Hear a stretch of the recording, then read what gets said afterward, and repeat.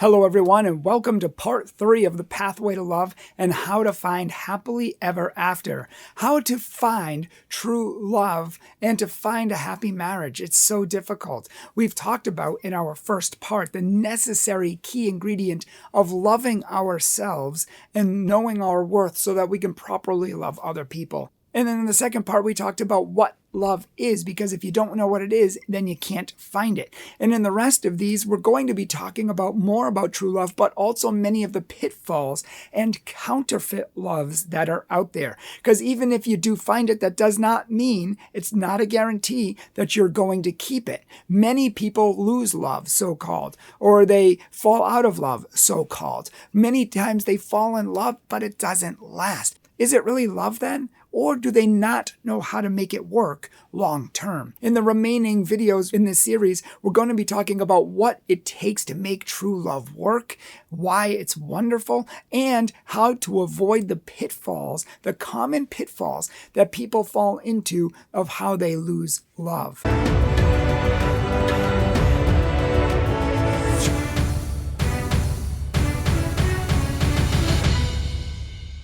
In part 3, we're going to be starting with a necessary principle, a foundational principle you need to find and keep love. And that is the foundation of truth. If your relationship is not based on truth, or it's not based on reality, and there's many different aspects of this, then it can't last, because without truth, there is no love. Without truth, there can be no love. And one reality is truly knowing the person. This is going to be a whole different video, but I will talk about it in 2 seconds here. But sometimes we attribute virtues and good things to the other person that they don't actually have. We think they're a good person, and in fact, we're blinded, and they're not really good people, or they have a lot of character flaws that we choose to ignore or that we don't want to look at. And if we do this, we are only going to pay later on. So we need to truly know the person that we want to fall in love with, and we need to make sure that they're actually truly good people who we would trust our lives to, we would trust our kids with, and we would trust ourselves to marry. But more on that in the future. Here in this video, the first part of this is if you're dating someone who's lying to you, then you need to get out fast, because a lie is not a small thing. It's actually a sign of a serious character flaw, especially if people are lying consistently. If it happens once, that's bad. But maybe if they promise not to do it again and they have a track record of never doing it again, okay. But if you see that someone is lying in the relationship, get out. Stop justifying it. This is a deep character flaw, and you don't want to trust somebody with your heart. You need to trust somebody that if you give them your heart, your fragile heart, they're not going to drop it and let it shatter all over the cement. And that comes first and foremost with trust. You need to really know. And that's knowledge. You need to know the other person well, not just, have your head in the clouds and it's all fun and games and, oh my gosh, we just know each other. We've only met each other once and talked for like 5 hours and I just feel like we've known him forever, except I don't know him at all.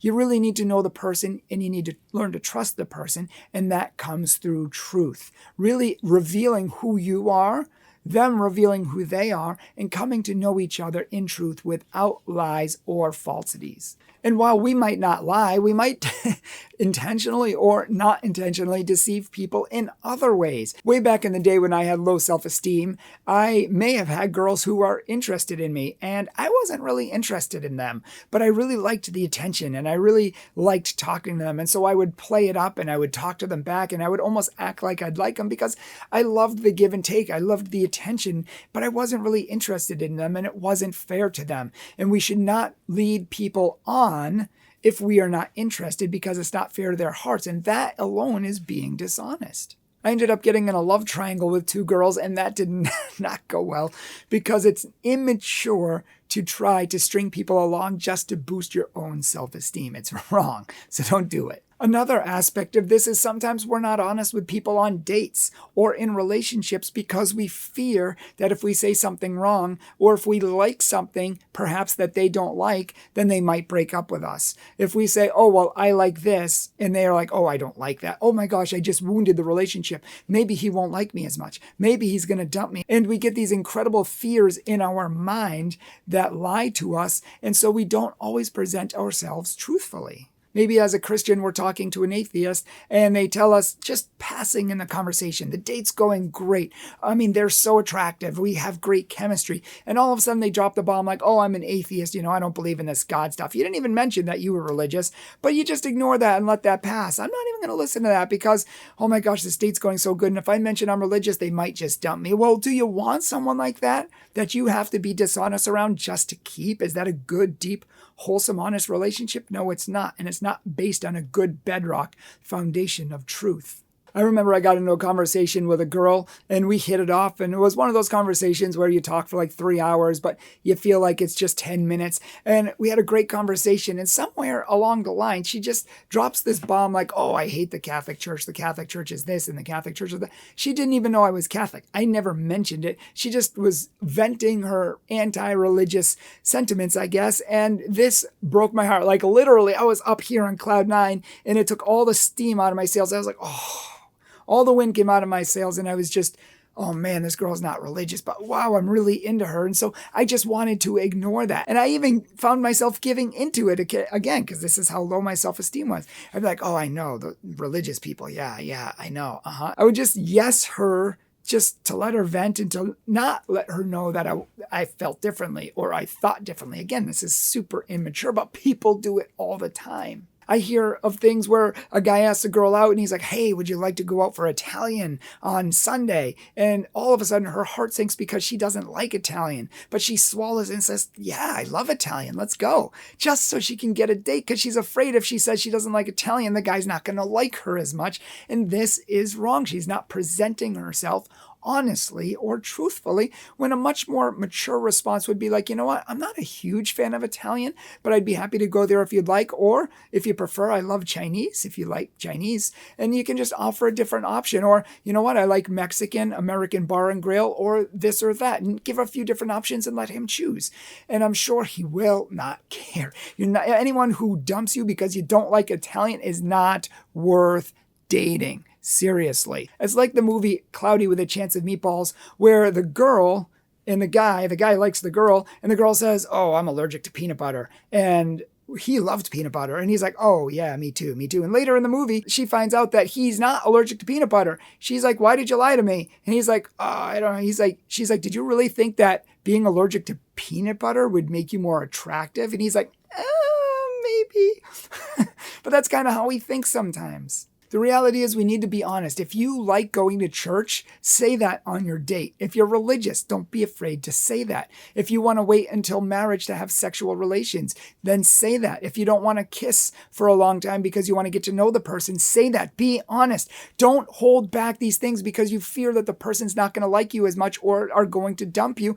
And if they do, they're not worth your time. Here's the deal. If you are saying, oh, yeah, this, or yeah, that, but you don't really believe any of that, or when people are saying something, hey, I think we should kiss on the first date, or you know what, I like a girl who, really gives a little, or whatever they say, and you're like, yeah, and you don't let on about how you really feel, then you're presenting a false version of yourself. Meaning, if this person falls in love with you, they're not falling in love with you, but a false version of who you are. And what are they going to do when they find out who you really are? They're not going to buy that bait. Remember, and I'm going to say this throughout the series, that dating is a mature act between mature people.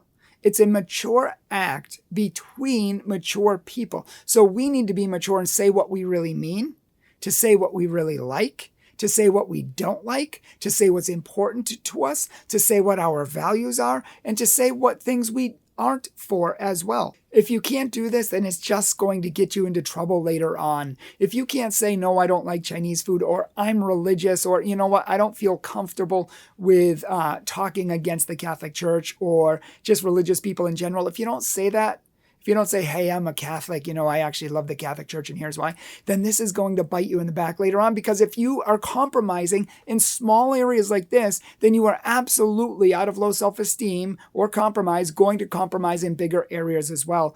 When people want to do stuff with you in the relationship that you're not comfortable with, you are not going to have the backbone or the self-esteem to be able to say, you know what, I don't feel comfortable with this, or you know what, here's what I was hoping for, or hey, maybe we can, talk about this. you're much more willing to slide down the slippery slope if you want to save sex for marriage, to not save it for marriage. And I know many people who don't, because they don't have the self-esteem and they don't want to jeopardize the relationship. And the whole relationship is being founded and formulated on fertile, weak bedrock, a faulty foundation, something that is not going to last long term. The truest love is honest. Love is based on truth, and love is based on honesty. If we can't be honest, then we really need to reevaluate ourselves. And you need to go back to part 1 of this video series and watch the video on self-esteem. Thanks so much for watching today. I really hope this helped you to see how important truth is in every aspect. It's not just about lying. It's not just about cheating on someone. It's not just about the big, huge character flaws that we shouldn't even put up with. Usually not even once. No. But also lesser things that are going to hurt or injure our future relationships as well, and hurt the people that we're with or hurt ourselves. So please do us a favor and look at your life if this fits you, and really go and do some soul searching and think about why you do that, why we make these compromises, and what we can do to figure that out and to not do that in the future. Make sure to check out the other videos in this series. There's going to be a whole lot of them. And if you ever have any questions, any comments, see the show description notes below. There's a questions tab and you can ask us any question you want. Or if you would like us to come to your parish and speak and give a whole entire seminar on love and relationships, or the pathway of love, theology on taps, or anything else, we would love to come to your parish or your group. But check out our show description notes below for all of that information. May God bless you.